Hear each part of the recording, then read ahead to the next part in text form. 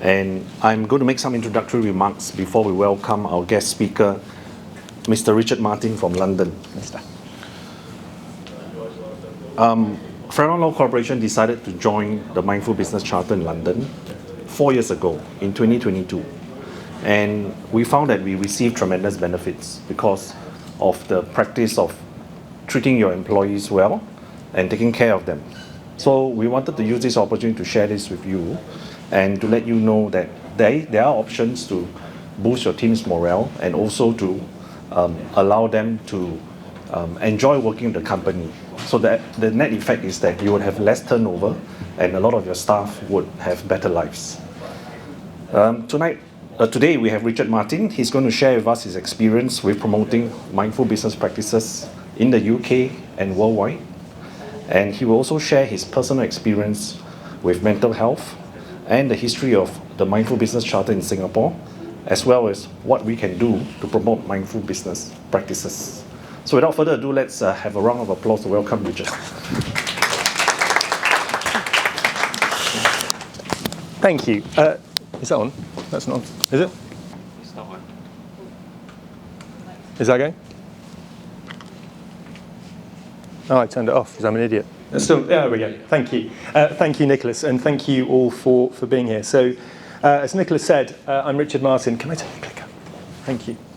And I have the honour, the pleasure of being the Chief Executive of the Mindful Business Charter. I'll tell you a bit about that as we go on. But my plan is to cover this. So I'll tell you a little bit about me, a bit of storytelling, then talk about the Mindful Business Charter, what it is, and so on. And then we've been doing a lot of work to introduce MBC in Singapore, both with Farron Law, but also with the Singapore Academy of Law and other organisations. So I'll tell you a little bit about that, and hopefully that might give you some ideas about how to get involved. We'll talk a little bit about some examples of MBC in action. And I'm sure that many of you, when I'm talking to you about what MBC is about, you'll be thinking, this is all nonsense. This is all just about being nice and kind and so on. And so hopefully I'll be able to burst some of those myths and help reassure you that actually MBC is about serious, hard-working business and how do we do that in the most effective way. And then there'll be time for questions and so on afterwards. And Farron and Laura have very kindly laid on some catering for us afterwards, so very happy to stay around and chat to people if you don't want to ask questions in front of everybody else. So that's the plan. So a little bit about me. My background, one of the roles I've had over the last few years has been with the Lord Mayor of London. And I don't know if any of you are familiar with the history of London, but we have a kind of an elected mayor who's mayor of all of London, and then right in the middle we have the City of London. And Dick Whittington was our first Lord Mayor of London. We have a different one now. But the Lord Mayor of London does lots of great work. Part of what they do is charitable, and they have a big focus upon mental health. And within that, a campaign called This Is Me, which is all about using the power of storytelling to break down stigma around mental illness. The idea is that if I tell you about my experience of mental illness, that's creating a personal connection. It's making that human connection, but it's also giving you permission to talk about your experience. If I tell you about my dog, you can ask me about my dog, or at least you can tell me about yours. If I tell you about my experience of mental illness, then again, that gives that permission. So I'm going to tell you a little bit about my experience. I've always been a really good boy. I worked hard at school. I got to a good university. I worked hard at university. I got a good degree. I joined a good law firm. I worked hard. I progressed quickly. Became a partner at the age of about 30, I think. All the time doing what I thought was the right thing to do, doing what other people wanted me to do, staying out of trouble, being a good boy, looking for people to give me a pat on the back and say, well done, Richard. And I'm sure that that's a sentiment that a lot of you will find familiar. Along the way, I also had a family quite young. So by the age of about 32, I had 3 kids under the age of 5. And again, like you probably, I was somebody who said yes to all sorts of other requests. So if the school asked me to be a governor, I said yes. If somebody was setting up a social enterprise and they needed some support, I'd say yes. When the family asked for some support around legal stuff, I said yes. That's the kind of thing you do. So I had lots of responsibilities. And by the age of about 40, so this is 2011, I had a lovely wife, lovely family, lovely house, lovely big job. My next job was going to be running the law firm I was in. So I was an employment law partner by this stage in a London firm. And my plan and their plan was that I would be the next managing partner. And actually I was saying to Wendy, before I realised how ill I was, I remember being coached by a very nice executive coach in London who, after a few sessions, said to me something along the lines of, "Richard, I know you quite well now. I also know the firm you work for. I can understand why they want you to be the next managing partner. I completely understand that. What I'm struggling with is what you want." And I remember looking at him thinking, "Peter, I'm not sure I understand that question. What do you mean, what do I want? I've got a wife and kids, I've got a team, I've got clients, I've got responsibilities, I've got all this stuff. I'm not sure I have the space to think about what do I want." And in the way that coaches do, he smiled and said, "I think you might want to think about that question." And I often think about that moment as being about sort of foundations. So when you build a building, and there's buildings being built all over Singapore every moment, when you build a building, you start with the foundations. And then you start building off from that, and you build and you extend and you redevelop. And after 40 years, you have this great big edifice of a life, a great big building of a life that's been built on those foundations. And it might look beautiful. I think from the outside, my life looked pretty great. People who looked at me would have said, "He's doing fine." And then someday, somebody comes along and says, "You know those foundations, they might not be as strong as you think. You might not have built on the right sort of thing." And that moment with the coach, I think, was one of those moments where he was basically saying the foundations that you've built your career on, your life on, that idea of just pleasing other people and doing what other people want, might not be the most helpful, the strongest foundations. So anyway, I think that was a kind of catalytic moment. And I quickly, a short time after that, I became very ill. It started with a car journey in France. I was driving, I don't know if any of you have driven around Paris, but there's a motorway that goes around Paris, and it's absolute mayhem. And I was driving back from a week away with the family, and I'd been feeling under stress. I knew that I was under a lot of pressure, but I kind of, like lots of us, I just thought, well, if I just keep working a bit harder, if I just carry on, somehow things will get better. So I'd kind of ignored the warning signs that were apparent. Anyway, we're driving along the motorway, and suddenly I start feeling desperately ill. My breathing is out of control, my heart is out of control.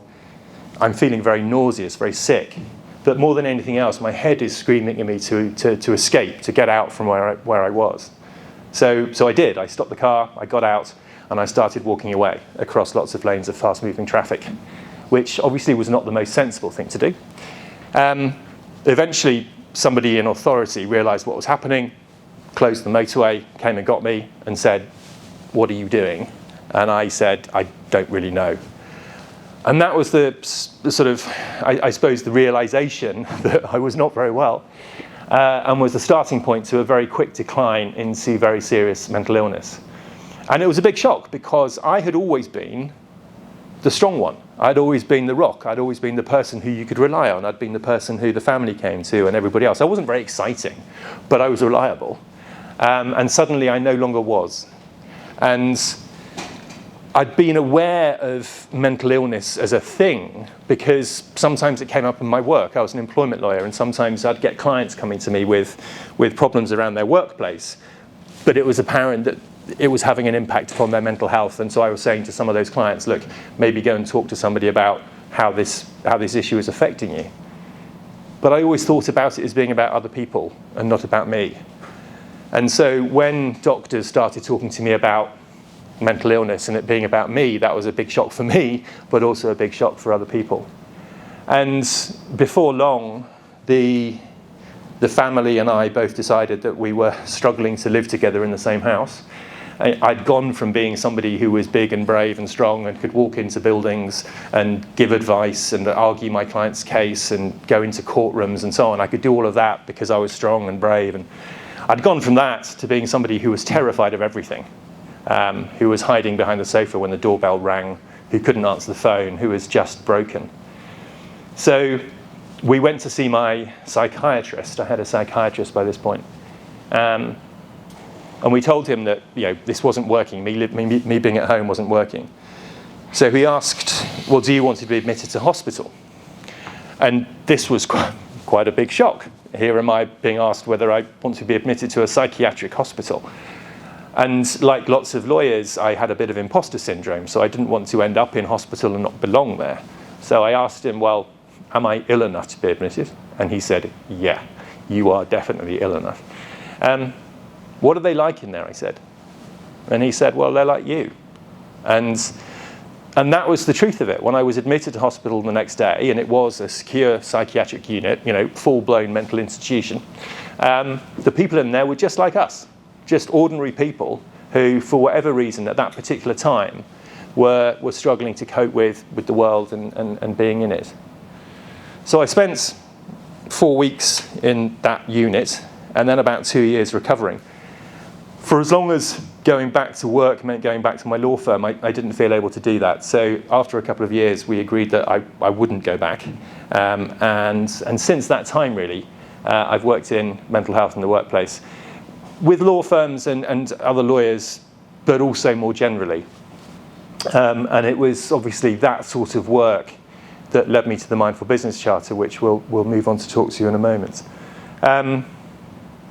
At some stage early on, I was looking for a book that I could read that was kind of talking about the experiences of somebody like me with mental illness, but there weren't any books at that time. And I kept a journal when I was ill, and eventually that journal became this book, which it's called This Too Will Pass, because one of the things that, I don't know how many of you have had any kind of close contact with mental illness, but one of the things that my doctors said from the very beginning was, I know it's really hard now, and I know you're really struggling now, but what we can promise you is it will get better. It won't always be this way. It will pass.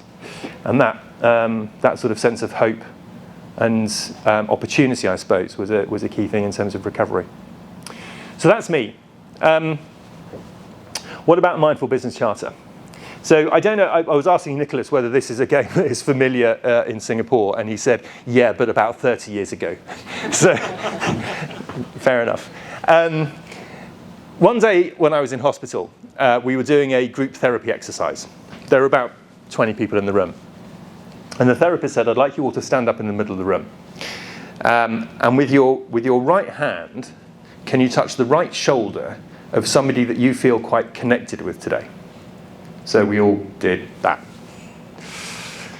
And then she said, keep your hand there, but with your left hand, can you also touch the left shoulder of somebody else that you think you can help today? So we all did that.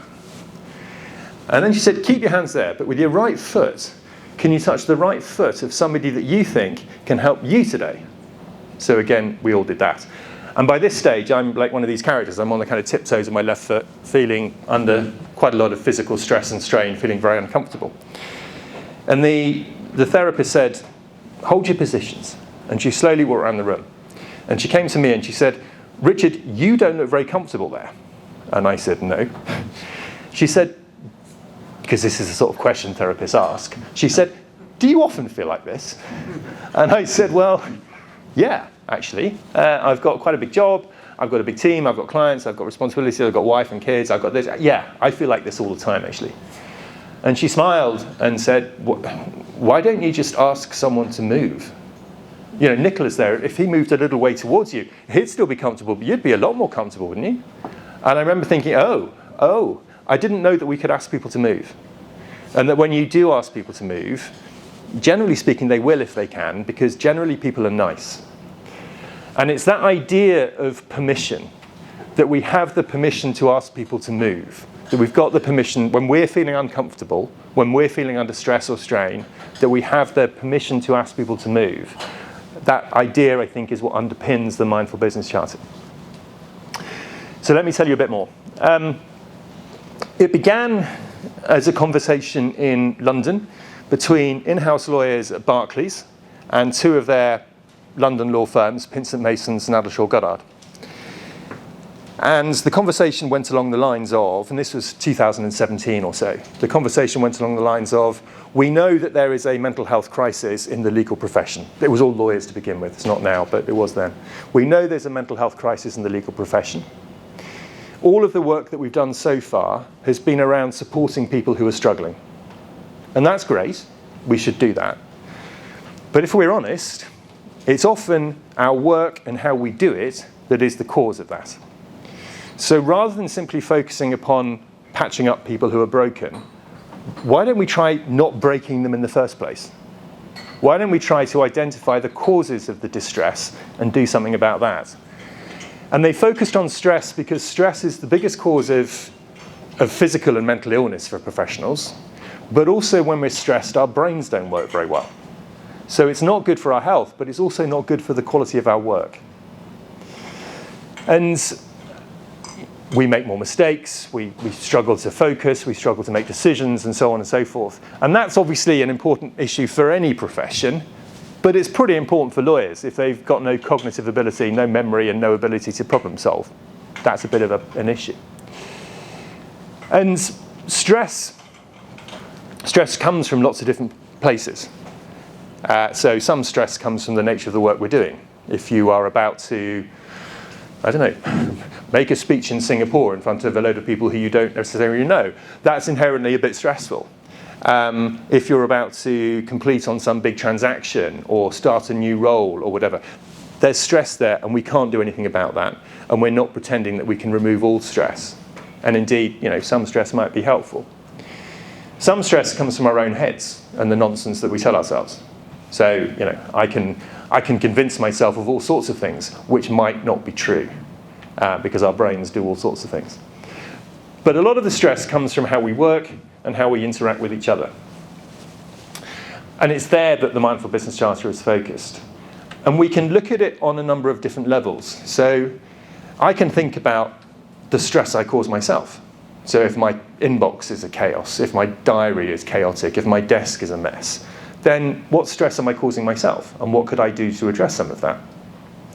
I can look at how I interact with my team and some of the behaviours that might be going on there. And what could we do to remove some of those stresses? Do I need to be copied into every email my colleagues send me? Do I need to attend every meeting? Do I need to be emailing my colleagues at the weekend and so on? We can look at how my team interacts with the wider organisation. And often in large organisations, it's interdepartmental relationships where a lot of stress might lie. But then if we're really brave, we can think about our relationship with other organisations. And for those of you who have worked in professional services, you'll know that it's often in that relationship with our clients or our suppliers, but particularly our clients, where a lot of stress lies. And this is where Barclays were really important from the outset, because they said, we know that we are a really big, scary client. And when we phone you up, you law firms, you start jumping around like idiots. And you carry on jumping around like idiots until you fall over exhausted, which is not helping you, but it's not helping us either, because it's impacting the quality of the work you do for us. Could we try and change that dynamic? So that was the starting point. And they had lots of conversations around what are the sources of stress? And the sort of underlying commitment, I think, behind MBC is the idea that most of us are kind, most of us are nice. We don't mean to cause each other stress, but we do, and then we don't talk about it. What if we could all be a little bit more aware of the impact of our behaviours? And what if we gave each other the permission to talk about it? If we could do those two things, we ought to be able to identify the unnecessary sources of stress, remove them, and as a result work more healthily, but also more effectively. And one of the things that I think it's really important to emphasise is that, we are talking about what can we do to make work more healthy, but we're also talking about what can we do to make work more effective. And the managing partner of Pinson Masons, the senior partner of Pinson Masons at the time, I remember him saying at the launch of the Mindful Business Charter in 2018, saying very clearly that if we're not more profitable by doing this, then we're not doing it right. That idea of effectiveness, of productivity, of profitability, of business success has always been at the heart of what NBC is about. So having had the sort of initial conversations, they workshopped, okay, so what are the kind of things that are causing us stress? And that led to the pillars of the Charter, which I will run through in a bit more detail now. The first pillar talks about openness and respect, and this is really the kind of critical piece that underpins everything else. It says, look, let's agree, first of all, that we care about our fellow professionals, and that we want to create a relationship where we can talk about how we're doing stuff. So let me give you some examples of this in practice. And I'll give examples of stuff as we're going through. But I was doing a workshop in a law firm with a whole range of different people from the organisation. The basis of the workshop was to have a conversation about what are the things that are causing you stress. Because if we can talk about them, we might be able to do something about them. And in front of me, on the table in front of me, were three men, one partner and two associates. They were all grown-ups. They'd all known each other for some time. They'd worked together in the same team for a long time, knew each other very well. The two associates said to the partner, well, actually, now that we've got this opportunity, one of the things that causes us a lot of stress is the way you work, Mr. Partner. And he said, yes. They said, yeah, we know that you like to log off at about 5 o'clock, you take your dog for a walk, you have dinner with your family, and then you log back on again at about 9 o'clock most evenings. And you're working through the evening, often beyond midnight, sending out emails all over. And the partner said, yeah, that's how I work. And the associate said, obviously that's fine, but we're sitting there not knowing whether we're allowed to go to bed. And when I heard this, and when the partner heard this, it was like, oh my God, that's horrific. How long has that been going on? And the point is, the partner had no idea that that was the impact of his behaviour. Possibly he should have done, but he didn't. By creating the space for the conversation, he was able to understand that impact and then do something about it. On a different level, we were, just before Christmas, we were asked by EDF. So EDF, big European energy business based in France. They work with a number of big law firms in London. And they said, could we facilitate a conversation between the legal team at EDF and all of the law firms they work with to talk about what's it like working with EDF? What are the good points, obviously, but what are the stress points? Because we, EDF, really want to understand what they are, because we want to make working with us a good experience. And if we can do anything to address the stress that we're causing you, we'd like to know. A brilliant example of that sense of openness, bravery in having the conversation, but openness in allowing that kind of feedback. So that's the first pillar, openness and respect. And as I say, that's kind of that underpins everything else, because the other pillars more are, okay, if this is our starting point, what might this look like in the context of particular aspects of how we work? So the second pillar talks about meetings and communications. Meetings. We all know our diaries can be absolutely rammed with endless meetings, some of which are quite useful perhaps, some of which are less useful. So let's only have meetings that we need to have. Let's only invite people that need to be there. Or let's have an agenda and let's stick to it. Let's make meetings as short as possible. Let's think about the time of day we're having meetings. One of the things that people talk about a lot is my contract of employment says that I work an 8-9 hour day with an hour for lunch. But we always have internal meetings at lunchtime. Why? What's that about? Or Friday afternoons, we're all trying to get our work finished so that we can hopefully get some time off at the weekend, and then we have a Friday afternoon that's just rammed with meetings. Maybe not do that. Time zones. I've been doing lots of workshops in different member organisations over the last few days here in Singapore, and one of the themes that keeps coming up is time zones. And people in London, unfortunately I have to take responsibility for London, people in London having not sufficient respect or awareness of the impact of them waking up at 9 o'clock in the morning and contacting their colleagues in Singapore saying, I need this today.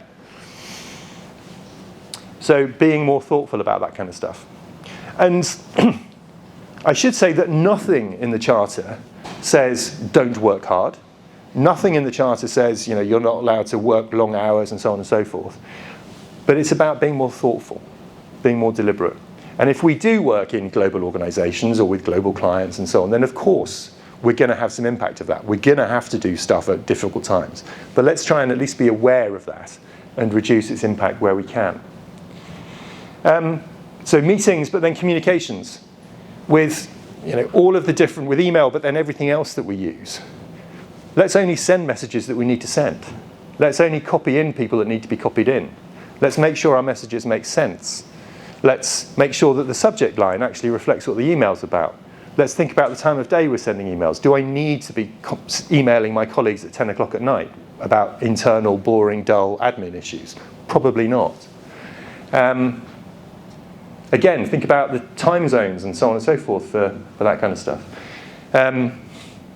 I used to be so my area of law was employment law. And in a law firm doing employment law, sometimes you're asked to get involved in big transactions. So my corporate colleagues would be doing some big deal of whatever it might be, and there'd be an employment issue. And then they'd send me a 300-long email chain of emails and just put at the top of it, thoughts, ? And you think, what am I supposed to do with that? Could you actually take a moment just to explain to me what the context is and what you actually want me to look at? One of the things so Hogan Lovells, who are one of our initial signatories in the UK in 2018, one of the first things they did was they did a survey internally to say, okay, we've joined MBC, tell us what are the big sources of stress that you are experiencing. One of the things that came back very clearly from their survey was, it's the volume of internal emails. That's what causes us stress. And so they did lots of very simple, practical things to address that. One of the most straightforward was they said to the finance department and other business service departments, you currently send about 25 firm-wide emails every week. Why don't you just send one? Why don't you just save up everything you've got to tell us and put it in one email? And then we can all look forward to getting the finance email at 11 o'clock on Wednesday morning, whatever it might be. And by a stroke, you're reducing the volume of email traffic. And actually, when I'm then thinking, I'm sure there was something that finance told me that I need to remember, it'll be in the email on Wednesday. Simple ideas to try to reduce, in that case, the volume of email traffic and the stress it was causing. The third pillar talks about respecting rest periods. What can we do in order to make sure people get the rest that they need at weekends, on holiday, and so on. And I know that this is it's a source of tension everywhere, and I know from conversations here in Singapore it's an issue here. And again, we're not trying to say you must do this and you mustn't do that, but really more about stopping and thinking. So Nicholas and I were having the conversation in another forum a couple of days ago around this, and one of the things that Nicholas does is when he's on holiday, he will say to clients, look, you can get, I hope I'm not going to cause you any, I'm on holiday, so I'm generally not available, but I will be available at this time and this time. So if you need to speak to me, let's do it then. But for the rest of the time, I'm with my family and I'm doing whatever I do on a holiday. Boundaries. What can we do just to put back some boundaries? If I take my work laptop on holiday, I will use it. Why else am I taking it? And my colleagues will know I've got it, and they'll know I'll use it, and so they'll ask me stuff. If I don't take it, I can't use it. I've still got my phone. If they really need me, they can phone me. That might not work for everybody. I get that. But just thinking about what would work in order to make a difference. So that's the third pillar, respecting rest periods. The fourth pillar talks about mindful delegation. So when we're asking somebody, and that might be somebody within our organisation or it might be somebody outside, when we're asking somebody to do something, let's make sure they understand what it is they're being asked to do, that they understand the context, they understand what are we asking them to give us? Are we asking them for a great big long explanation of the rights and wrongs, or do we want a one-word answer? Where does this fit into a bigger context? can we try to negotiate rather than impose the deadline in terms of when we need it for, and so on. And again, it won't always be possible to be as flexible as we'd like to be, but we could probably do more to help people. And again, within organisations, within law firms, or where we're doing work cross-border and so on, this can be a really significant factor. So that's the pillars of the Charter. We began with 3 banks and 9 law firms in 2018. We're now about 130 organisations globally, still mostly in the legal sector, about 70% in the legal sector, but lots of organisations outside of the legal sector. Sometimes it's their in-house legal team, but sometimes more broadly. So, I don't know, IKEA in the UK, for example, are members, and they obviously have got nothing to do with law. But lots of banks, but energy companies, and so on and so forth. And a big part of my role is coordinating this community of organisations who are all trying, in their own cultures, in their own way, and at their own speed, to think about what they can do to introduce meaningful systemic change to the ways they work so that they can work more healthily and more effectively. And they're not, as we can see by the names up here, these are not people who are shirkers. These are not people not working hard. These are people who are committed to the highest levels of financial or professional services, thinking about how they can deliver that service, but to deliver it in a sustainably healthy way. And we do lots of different things in order to support those members in driving change, but also then in sharing what they're doing. Because if for Allen Law or a similarly big law firm like Clifford Chance or whatever, if they're doing some fantastic work, then tell us about it and let's tell the whole community, because then we can learn from each other. And also, if I know that Clifford Chance have done some really amazing stuff, well, then that might inspire me to do the same. We realise what's possible. And my example with EDF, I think, was an example of really leading the way and saying, look, we can do this, we can be brave. We'll come on to talk about Singapore in a moment, but Temasek are a great example of that. We'll talk about what they've been doing. So, and we've probably since about 2019, 2020, we have had conversations with folk here in Singapore. And it began because there were some lawyers who I knew who were interested in what we were doing, who created something called Mindful Business Singapore. And they were very much doing this from the side of their desk, gently promoting mindful ways of thinking. From 2021. There we go. Eventually, and that sort of their conversations happened and developed and so on.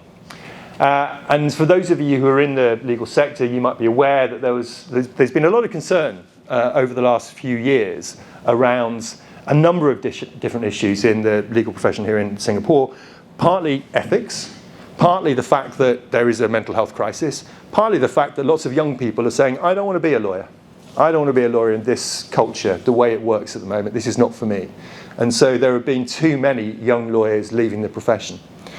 So that led to a report in January 2025, which said, we really need to do something about it. And we think that one of the things we can do about it is to introduce mindful business ways of thinking and practicing across the profession, because that will make a meaningful difference. So in April last year, we had lots of events to kind of develop that idea, which led to, in the spring, summer of 2025, something called the Mindful Business Movement, which is a collaboration between ourselves, those folk at Mindful Business Singapore, the Singapore Academy of Law. Is everyone familiar with who they are? Yeah, good, okay. Workwell Leaders, is that a familiar? So they're an organisation who are promoting well-being amongst leaders on the basis that, first of all, we need to look after leaders, but also the evidence shows that if leaders look after themselves, then that's much better for the organisation. They run the organisation better, but also it has a knock-on effect upon the well-being of everybody else. So it's a movement of chief execs and others across the business sector in Singapore looking to promote well-being in that way. And then the final partner in all of this is Temasek. who have introduced guidelines for how they want to work with their law firms, which are based upon mindful business charter principles. And those of you who are familiar with Temasek will know, they're demanding. They are not saying that when they ask you to do something, you do it. But hopefully, they are also respective of human beings, and sometimes they will say, can you do this, and I need it today, and they mean it. And then sometimes they'll say, can you do this, but next week will be fine. And they are open to that conversation. And Gerald Tan, who's their GC, has been critical to the establishment of mindful business movement, being supportive of it. And yesterday, we had an event at the Singapore Academy of Law, which was, I think, the second in-person kind of gathering to just continue the discussion and to help, particularly the legal sector, but more broadly in Singapore, think about implementing MBC. I'm going to talk for a few minutes about some examples of MBC in practice, just to kind of hopefully make it come to life a bit more. And then I'll tell you a story, because my brain works in stories, and then I will shut up. So, first of all, that's just a bit more about the work in Singapore. But you can find out more from that website. So some stories. New Year's Eve 2018. So this is 3 months after the Mindful Business Charter was created. And someone at Barclays sent a request to one of their law firms saying, could you do X, Y, Z today? And ordinarily, the answer would be yes. You're Barclays. You're a very important client. We love you very much. You can have anything you like. You want it today? We'll do it by lunchtime, and we'll do it twice. Because that's what Barclays are like. That's the kind of respect that people have for Barclays. The lawyer that received the email said, hang on, you've just signed this Mindful Business Charter thing, so let's test that. So emailed back to say, if you want it today, of course you can have it today. You're Barclays, you're a very important client, we love you, and so on. But it is New Year's Eve, and we would rather be celebrating with our friends and family. Do you actually need this today? And the response from Barclays was, oh my goodness, no, sorry, of course not. Next week is fine. And it's a really small example, but I hope you get the message that there's no way a law firm pushes back to a Barclays like that unless Barclays have given permission. And by being a signatory, by saying this is how we want to work, Barclays had given the permission which the law firm then used, bravely, but used to say, just gently question. And obviously, if Barclays had needed that day, they would have got it that day. So that's one example from a very early point of the transaction. Different example, again involving Barclays. So in about middle of 2019, the senior leaders of the Barclays legal team were having an offsite in London at Clifford Chance. And they asked if I would do a workshop in the middle of the day. And I said yes. And halfway through the workshop, what was very clear to me was that there was a really strong relationship between the folk from Barclays and the people they were working with within Clifford Chance. There was a really strong, close, friendly relationship. So I said, look, I can't help noticing there is this really strong, friendly relationship between your two teams. I was a lawyer in private practice for 20 years. I never saw a relationship like this. What's that about? And they said, interesting, because it never used to be like this. It's really only been like this for the last 6 months or so, because we've started talking to each other as human beings.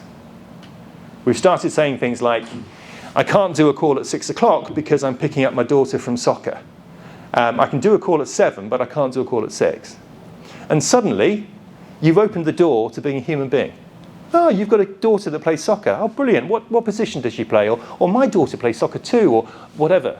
And suddenly you're human beings. And suddenly that changes the relationship from being one where you are just kind of numbers in a corporate machine to being human beings. And what they found, obviously, perhaps, is that made the relationship easier to work with. It wasn't because they weren't working hard. I'm sure that call didn't happen at 6, but it probably happened at 8 o'clock. That's fine. But the person concerned could pick up their daughter from soccer. It makes the working relationship more effective, but it also makes it stronger.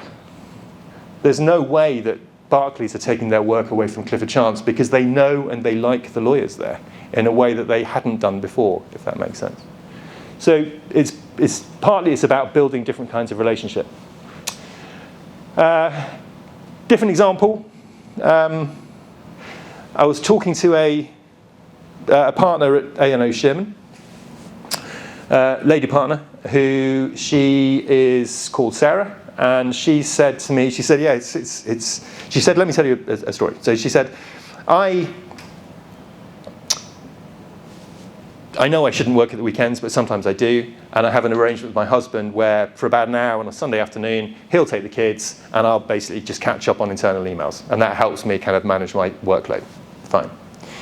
But she said, I know that I shouldn't be emailing my colleagues at the weekend. So what I did, was I would delay the delivery of my emails so they wouldn't arrive in other people's inboxes until 9 o'clock on Monday morning. And you think, brilliant, thoughtful, kind, and so on. She said, yeah. And after about 6 months of this, one of my colleagues, one of my team approached me to say, Sarah, you know that thing you do with your emails over the weekend? First of all, we really appreciate it. Thank you for thinking about it. But 9 o'clock on a Monday morning is a nightmare because we just all get about 100 emails from you land in one go suddenly at 9 o'clock. So could we do something about it?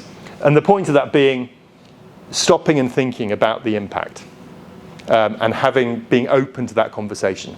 She was trying to obviously be helpful, but she could be more helpful. And by being the sort of partner who was open to that conversation, they could find a different way around. And I'll give you, I think, one more example and then move on. But this was a 2020, beginning of 2020, Lloyds Bank, so a big retail commercial bank in the UK, beginning a big restructuring of their treasury function. And they were using Pinsent Masons. And it was the sort of transaction where, from the outset, it was clear it was going to last forever. It was going to involve multidisciplinary teams. It was going to have deadlines all over the place. It was going to be a nightmare. It was going to be the sort of transaction, sort of deal where you pick up a bunch of professionals, you throw them at it, and you hope that somebody is still standing at the end of it. But the two principals said, no, we can do better than that. We're both NBC signatories. We can have a better way of approaching this transaction. And so what they did was they sat down to say, OK, what can we do to run this transaction in a more sensible way? And they started off with saying, right, who's on the team? What are their working days? What are their working hours? What are their other commitments? When have they got holiday booked? When are their children's birthdays? When are the days that we really need to avoid doing stuff? What are the things that happen during their working weeks that are really important to them that we need to try to ring fence? What can we do to reduce the email traffic that would inevitably happen on this transaction? What can we do to have a sensible cadence of meetings so that we're keeping people up to date but not overloading them? What can we do to manage the peaks and troughs? There's going to be times when it's really busy. So what can we do to look ahead and see those moments and then plan around them to reduce the impact? And perhaps the most important thing they said was, let's sit down on a regular basis and talk about how it's going. Because if my team is causing your team stress, I want you to tell me, because I'd like to be able to do something about it if I can. And of course, I wouldn't be telling this story had they not completed the transaction to time, to standard, and so on, but with everybody still standing. And that idea that even when we're doing really big, important deals, we can still look after the people involved. And there's a sense too often, I think, where people say, yeah, this well-being stuff, it's all good, but it's about small things. It's about little transactions. It's about whatever. And I'm a very important financier, I'm a very important lawyer, I'm a very important whatever, I do big deals and we just have to do whatever it takes. No, you can do really big work in a way that is kind, supportive, mindful, and gets the job done. And that led to some work that we did with Alan O. Shearman, which is not now appearing. What's going on there? Anyway, it led to... Why is that frozen? it led to us producing some guidelines around, okay, how do we take that as an example? Brilliant, thank you. You stop clicking and I'll, yeah. Some guidelines that we produced last year to say how can we run big projects, big transactions in a more mindful way. Thank you. And hopefully they're a kind of useful source of information around, being more thoughtful about that kind of work. Quick bit of myth busting, and then I will come to a close. What are some of the things that people say about us? So they say, oh my God, just another thing that I've got to worry about, another thing that's on my desk, another thing that HR are forcing upon me.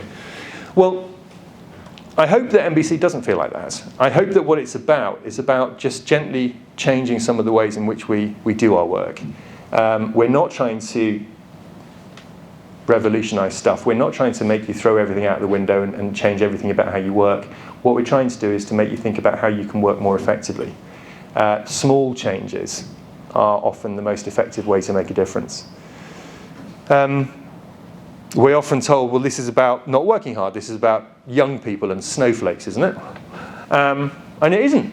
It's not about working less hard. It's not about not working hard. It's not about not delivering to clients. It's about doing all of that effectively and sustainably. Because when we're stressed, our brains don't work very well. It's about how do we retain talent for our businesses, for our firms, and so on. And how do we pass on, in the context of the legal profession, how do we pass on the profession to another generation in a form that we actually would encourage them to be part of? Some people will say, well, yeah, none of the people we work with have signed up to NBC. Well, that's okay. Because partly NBC is about what can we do internally. Yes, it's great if we can talk to our clients or our suppliers about it, but there's also a lot of stuff we can do internally. And for a lot of our law firm members, it's often the internal work is where they start, because that's perhaps easier than talking to clients about this stuff. And I know from we heard from Nicholas about how the value that Farallon have found from the way in which they've been, the way in which their people feel, and so on. Urgency. I was in a workshop again this week where one associate in a law firm was saying, she said, every email I get from my boss or from my client is marked high priority. What am I supposed to do with that? And it's true. If everything is urgent, then nothing is important. And there's no way in which I can hope to prioritize. So, yeah, it's partly about setting up those conversations so that we can have more sensible discussion about it. We do lots of stuff to support people, so this is just a resource that we've created, which is on our website around helping people navigate and so on and so forth. I can talk more about that if people are interested. And I just wanted to finish with two things. So, Mr. Obama, hopefully he's not the last wise president of the United States, but he's certainly well, I can say this. Is this going to be controversial? I don't know. There haven't been any wise ones since him, but hopefully there will be ones to come. But I was looking around for some wisdom around change, because what we're sort of subtly trying to do is to change the way people think, the way people behave. And if you're ever looking for wisdom about anything, he's a good place to start. He says this about change. He says, change won't happen. Change doesn't happen whilst we sit around waiting for the right people or the right time. We are the people we've been waiting for. And I love that, obviously, because too often there's that sense of, well, we know things are a bit rubbish. But, hey, there's nothing we can do about it, is there? It's just the way it is. And we just have to put up with it and get on. Well, I don't think that's true. We're all grown-ups, and a lot of us are in leadership positions. We are the grown-ups in the room. And if we think that something could change, that something needs to change, that it would be a good idea if things changed, if it's not us that's going to make it happen, then who is it? And we do have that authority, we do have that permission, we have that opportunity to drive change if we want to. Or we can sit around complaining about it. So yeah, and my final little story. I don't know whether any of you have horses, which might sound like an odd question. I don't have horses. I don't understand horses. They scare me. But I do like woodwork. So I do quite a lot of carpentry and stuff like that. And I went to stay with somebody who had a horse. And she said, come outside and have a look at my horse. So I went out the back of her house to have a look at the horse. And the horse was in this big field with lots of long green grass. And I noticed that she had divided up the field into lots of little areas with some really nice, high quality, expensive wooden fencing. So I said, yeah, nice horse, but oh my God, your fencing is beautiful. Why have you spent so much time and money and energy and so on dividing up this field into all these little areas with this really high quality, expensive fencing? And she said, oh, because if you put a horse in a field of lush, long green grass, it will carry on eating the grass until it makes itself sick. So what we do is we just give it little spaces, and then it can only have so much at a time. And I thought, that's a bit like a lawyer that I used to be. That if you put us in a field of lush, long green work, we will carry on doing that work until it kills us. And in my case, it nearly did. And what we used to have were lots of little boundaries around us. They were things like the office and 9 to 5 and that's enough and things like that. And those boundaries kept us safe. And gradually over the years, technology is wonderful, but one of the things that technology has done is it's whittled away those boundaries. And perhaps the impact of COVID and working from home and so on and so forth meant that any remaining boundaries were completely washed away. And I think one way of thinking about Mindful Business Charter is about what might we do to empower ourselves and each other to think about putting back some of those boundaries. They don't have to be 6-foot-high concrete walls. They can be flexible, they can have gates in them, they can be nice and soft and cuddly. And they might be different for you than they are for me because we need different boundaries. But what can we do to create those boundaries? Nicholas's example around holiday is one example of just putting back some boundaries. I often, when I'm talking to younger lawyers, and when I say this, they all look at me as if I'm from the 18th century. But when I started as a lawyer, I had a phone on my desk. I didn't have a computer. I had one phone on my desk. And I'm not that old, honest. I had a phone on my desk, and the only people with the number were my wife, switchboard, and my secretary. Nobody could get hold of me without going through one of those 3 people. And nowadays, you carry your client around with you in your pocket, and they can get hold of you at any time of day or night. You can always look stuff up and so on, which is amazing, but it's also, I don't think there's much boundary there. And so partly it's about thinking about how do we do some of that stuff. And on that note, I will shut up and invite any thoughts or questions from anybody, which might be around those things, but equally about anything else. Any thoughts from anyone?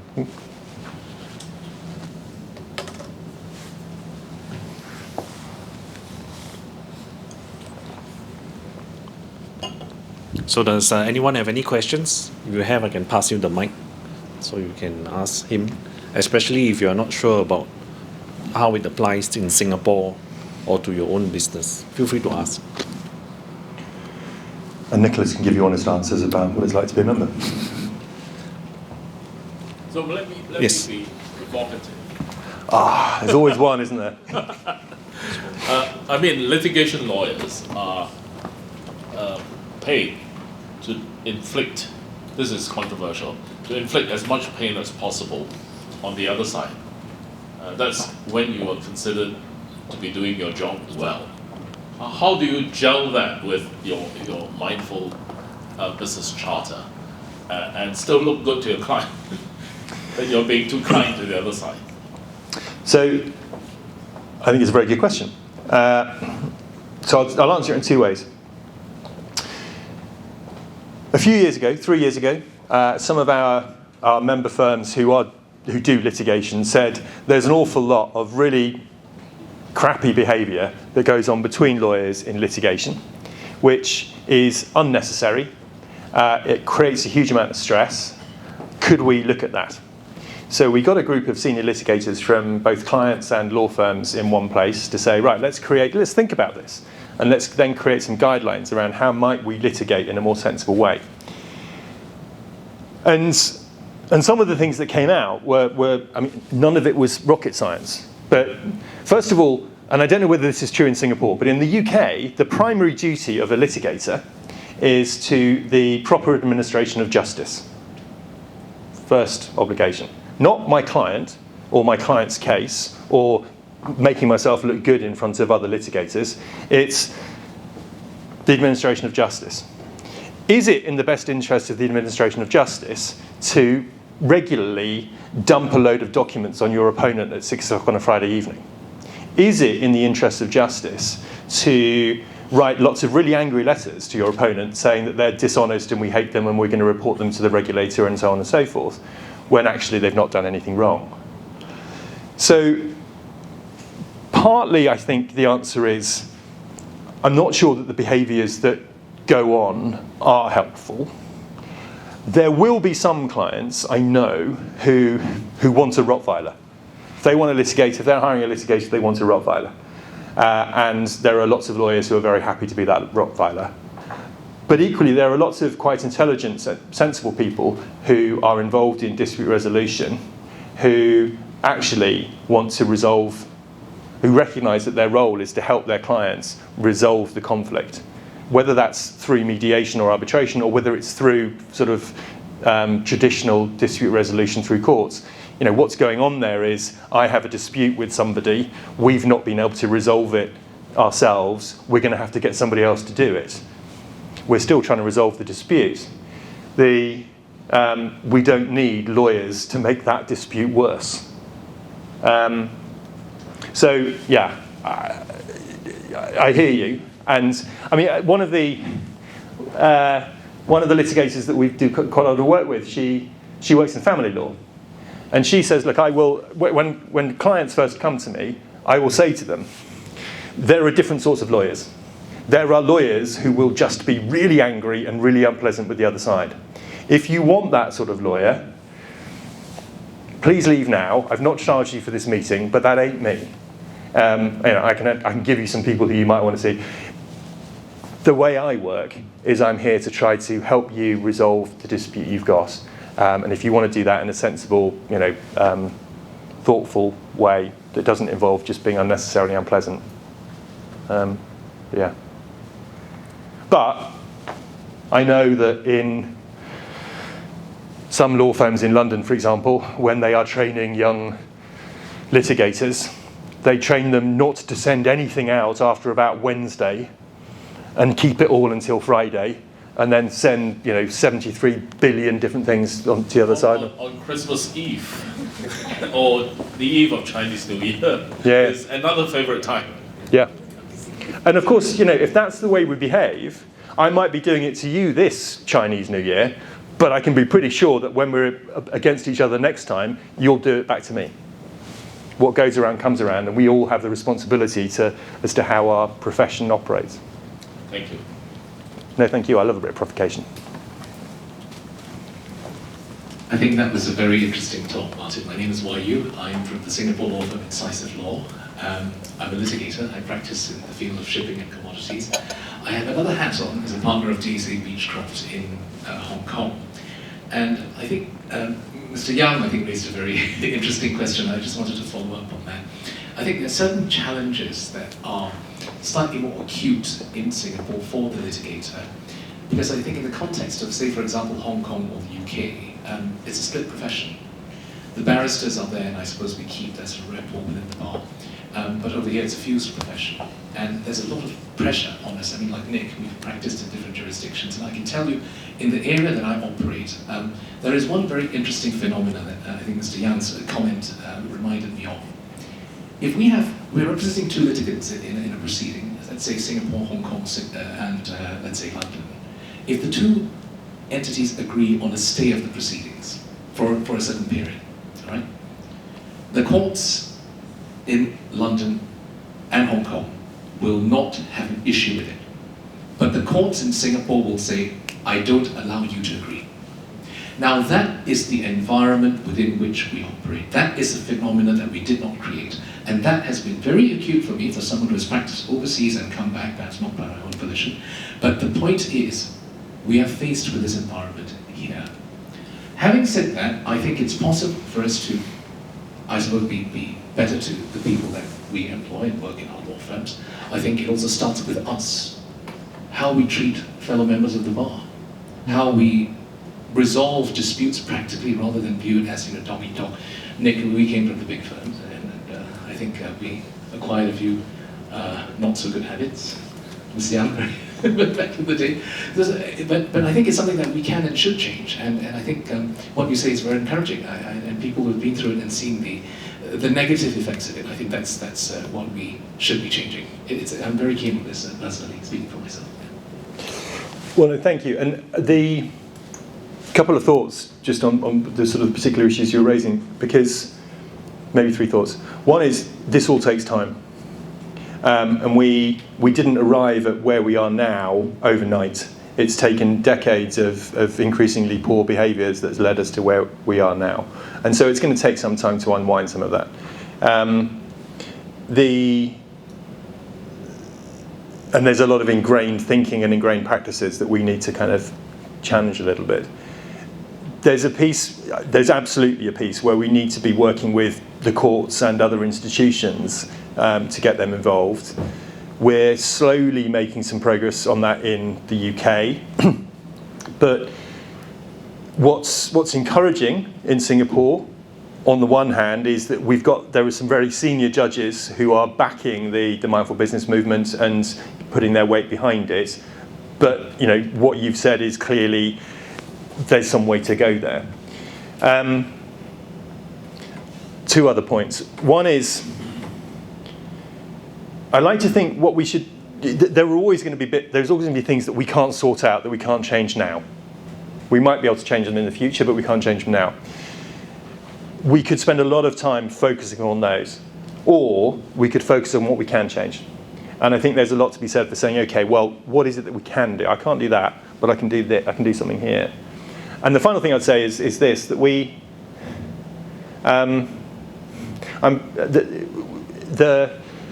the whole point about MBC is intended to be flexible and for people to say, right, here's some principles, here's some ideas, here's a framework and a language to then talk about what this might mean in our context. And why I'm so delighted about the mindful business movement is it's about Singapore, folk in Singapore saying, what do we do with this here? And we don't need some idiot from London coming over here and talking to us about it. We need, what is it that we can do? And that's going to be, in conversations with Singaporean judges and so on and so forth. So yeah, DAC are members, but I don't know how. I don't know whether it doesn't sound like it's filtered through into DAC in Singapore. Anyone else? Yes. You can use that. I think earlier you said that if we're not doing it right, then we're not profitable. Could you say a little bit more about that, on how do you enroll leaders who are super commercially inclined, especially in high pressure environments like M&A or transformation? Thank you. So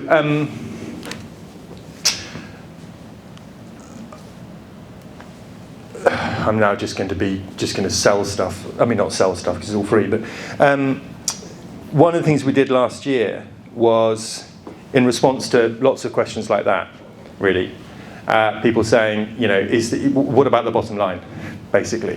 And we said, well, it's obvious, isn't it? If you work more effectively, more efficiently, you'll get more work done and you'll be more productive and more profitable. I mean, that's obvious, isn't it? But people were saying, is it?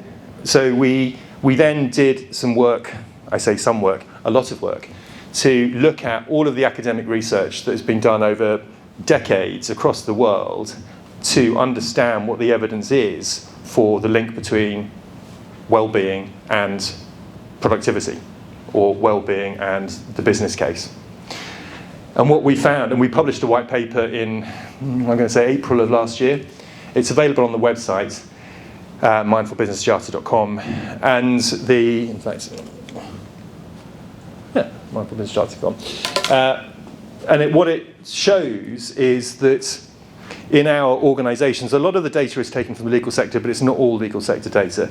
But at the moment we are incurring huge amount of cost because of poor mental health. Now that may be people making mistakes, it may be people being absent, it may be people being present but not working as effectively because of mental health problems. It may be people leaving their organisations, so turnover. One of the bits of data that is in that report suggests that the average US law firm is losing about 10% of its payroll costs every year for mental health related reasons. Now, if you were to say to the finance director of any law firm, first of all, what are your three biggest costs? Well, they're our payroll, our building, and our insurance. Okay, let's talk about the payroll. If you could save 10% of that each year without doing anything, would you like that? And of course the answer would be yes, and that would have a major impact upon the profitability of the organisation. So there are costs that are being incurred which don't need to be incurred. But then there's an awful lot of data that shows that those organisations that have a meaningful, sustainable focus upon well-being are outperforming their competitor organisations, whether in terms of pure profitability, shareholder return, those kind of metrics. And so the evidence is there, and we've now put it into one place. The challenge is getting in front of people who need to see it and to understand that there are lots of reasons for doing this. One is it's nice and kind and sensible and sustainable and all the rest of it. The other is it'll make you richer, and do so in a more sustainable way. Yeah. Any other thoughts, questions? Yes. Oh, he's going to come behind you. Oh, hi, sorry. I'm not from the legal sector. Oh, my God. Okay. Richard, thank you for sharing. What you have said, a lot of things resonate me because, I'm actually an executive coach, and the reason I got into it is because I've gone through that patches of the high and low in my work life, and my husband actually was a high executive, and he actually had to go through a psychiatrist because he went through what you just described, in terms of ES and everything. So I think it's very important that mental well-being actually starts from the leaders, whether it's small corporations or large corporations. It's very, very important to start from that. I guess the question is how, because all of us show up, it's all about work. You got the client, you deal with your work, your stress, your client wanted it yesterday. But at the same time, we are also human. We have different roles. We have especially the young youth who just came out from you talk about young lawyers who come out and work, but they have a lot of aspirations. They want to do a lot of things, and they want to kind of climb the corporate ladder, so they stress themselves out. So I guess the question is, in whichever what this is doing, is how do we penetrate to that younger generation, that it actually integrates from the leaders and also the being acceptable. And I think the questions about in Singapore is how, I'm not sure, I have a 31-year-old son, and he said, Mom, when you talk about mental health, it's actually very sensitive. So I'm not sure, because I'm exposed in the Western world, working in the Western world, and it's quite an open conversation. But I guess the question is how the mental health in the younger generation become a common conversation or word that is acceptable to talk about it. So I guess, and then the other thing is how to actually ensure that it is sustainable, in the sense that it's not becomes a tick box like, in today's conversation it's about you need the a woman senior leaders, you have to have 20% or 30% increase, it's a tick box. But I think it's important what you're doing in the message. I think I applaud you, but I guess it's sustainability and the younger generation, and in Singapore, how to communicate that mental health being an open topic and it's not about a sickness or what have you. Yeah. Thank you. Oh, well, thank you. Lots of questions in there. I think the younger generation is, it's a really interesting topic, obviously, and lots of stuff gets talked about it. My kids are 27, 25, and 23. They're the younger generation. And whatever we're doing, whatever world we're building for them. Yeah. So we should be obviously making sure that it's a sustainable, healthy one that we want them to inherit.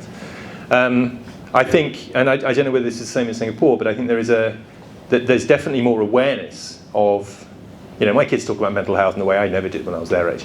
And they're much more attuned to what they need and much more willing to talk about it. They're also under pressure in a way that we never were, or at least, me in the UK when I was growing up. I mean, we didn't have mobile phones, we didn't have social media, we didn't have huge amounts of student debt, we didn't have, all sorts of different things. We didn't, the world was a safer place. The pressures that are on our younger people these days are much greater than most of us experienced when we were growing up. And I think we need to understand and recognise that, and rather than sort of dismiss the younger generation as being snowflakes or whatever else. And I think they're also voicing things that actually lots of us felt too, but we just didn't feel able to talk about it. And then the other piece I think that I would say about that is they are who they are, and we need to work with them. I mean, and I don't mean that in a kind of difficult way, but that if we want our organisations to continue and to thrive and to be sustainable into the next generation and beyond, well then the current young generation are the people who are going to have to do it. So we need to find a way to work with them, just as previous generations found a way to work with us. So I think, it's a challenge, but I think it's it's one that we don't have any choice about. I do think clearly different cultures have got different levels of comfort around talking about this stuff, but it changes. And I'll tell you I'll tell you two stories. So 2013, I was working, so this is after having left law and so on, I was working in a training organisation that did lots of work around workplace culture. And it was clear that we were kind of touching, in some of our work, we were touching on mental health as a thing, but we weren't really talking about it. Every time we got close to it, we moved away. And I said at a certain point, I think we should be talking about that. So one day we said, right, we'll get about 50 clients in a room, and we said to them, we're going to start talking about mental health. And it was the first time that I'd spoken publicly about my experience, and we had no idea what was going to happen. What did happen was that everybody in the room came up to one of the team afterwards and said, you've known me a long time. What you don't know about me is my sister, my brother, my dad, my mum, me. Everybody in the room had a story about mental illness. It's just that they hadn't talked about it before. So by telling our stories, we are giving people permission and we're normalising it, and that takes time. And the other example I'll give you, or the other story I'll tell you, and then I will shut up, but I mentioned at the outset the This Is Me campaign, which the Lord Mayor of London is promoting. That began within Barclays. And I remember being in a room in Barclays in about 2014, something like that, 15. And they showed a video. And it was a video of about 10 people within Barclays, ordinary people in Barclays, who were telling their story. And they were like, my name's Richard, I work in the Singapore branch, I do this, I also play football, I've got 3 kids, and I've experienced depression, or I have this, or whatever. And it was, at the time, it was mind-blowing. It was like, oh my God, how did you get 10 people to record a video that's gone, it's been published throughout Barclays, and now I'm watching it and I'm not even in Barclays. How did you get them to do that? And they said, well, we've been working on this for a long time. We've been talking about mental health for a long time. So that when we then said we'd like to be brave and see if we could do this, that it wasn't difficult finding volunteers. So I guess the point is it takes time, but it does change. And one of the things that Britain is really well known for is our stiff upper lip and how we don't talk about emotions or anything to do with that. And yet, it's happening. Any other questions? I'm conscious that, yes.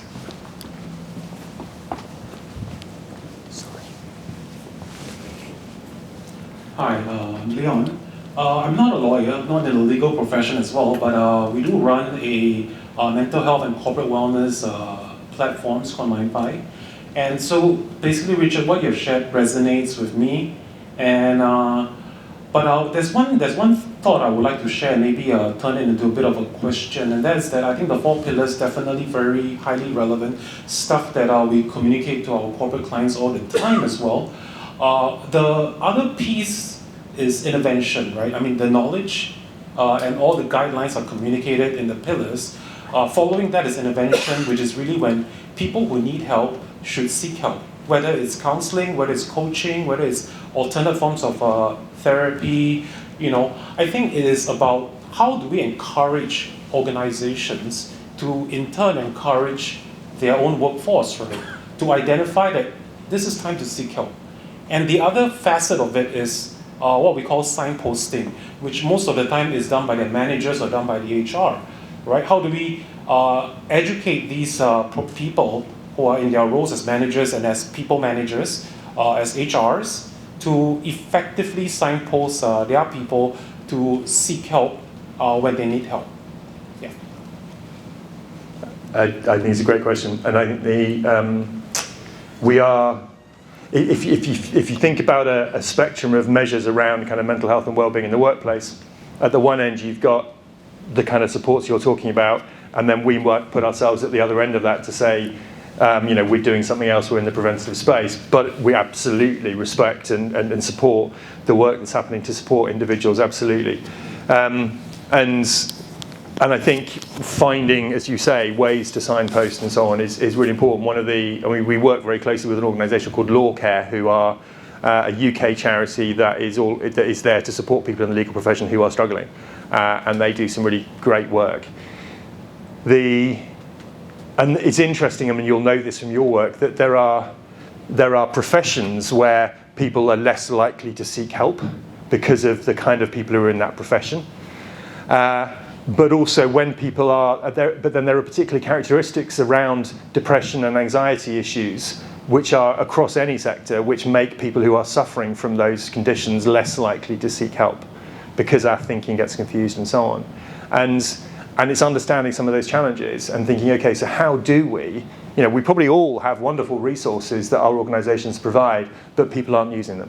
What can we do to, as you say, to break down those barriers, to make it easier for people, and for people to, in my own case, when I joined my law firm, I'm sure that HR had a really great conversation with me when I joined to say, we've got all these resources, and here's an employee assistance program, and if you ever need some help, just ring this number and it'll be brilliant.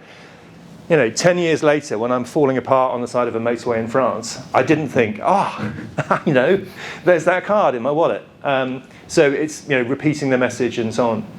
But yeah, I think it's an important part of, and there's a big role for line managers and all that too, to say, how can you be better equipped to notice issues and to walk towards them and say, hey, I noticed that you weren't on form this morning, or